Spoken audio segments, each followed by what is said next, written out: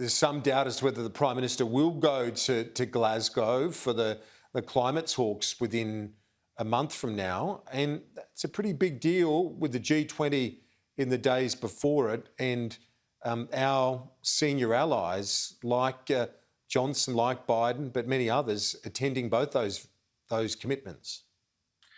Look, I would find it extraordinary if the Prime Minister didn't go. This is a major international meeting.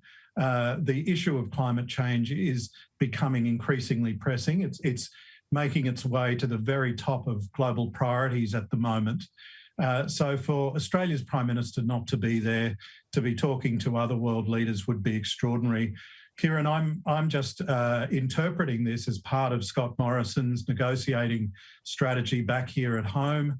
He's keeping particularly critics within his own party, guessing as to whether he'll go or not. I think he probably has calculated that if he announces that he's going, it will cause critics to dig their heels in.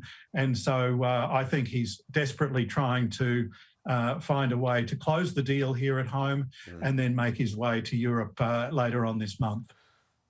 Now, it sounds like there will be some progress. I spoke to the Federal Health Minister, former minister in this space as well, a few moons ago, but he was very confident that there'd be some positive progress in terms of Australia's policy on it. But that's one thing.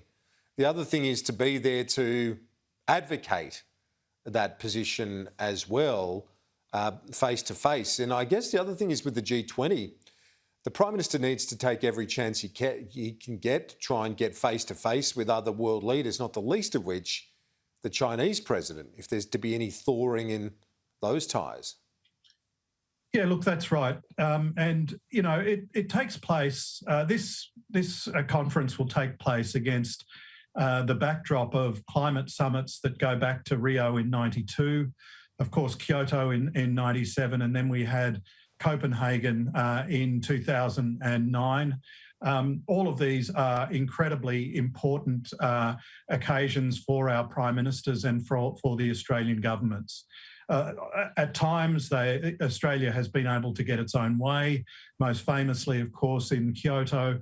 At other times, Copenhagen, Kevin Rudd wasn't able to achieve the sort of outcome that he wanted. And there have always been domestic ramifications from those sorts of summits. So the stakes are extremely high, and I would not like to speculate on how influential Australia will be if its head of government chooses not to go, and if Australia is represented by someone other than Scott Morrison. So I think he absolutely has to be there for Australia to have its voice heard, and also to make sure that its interests are borne out in the final agreement.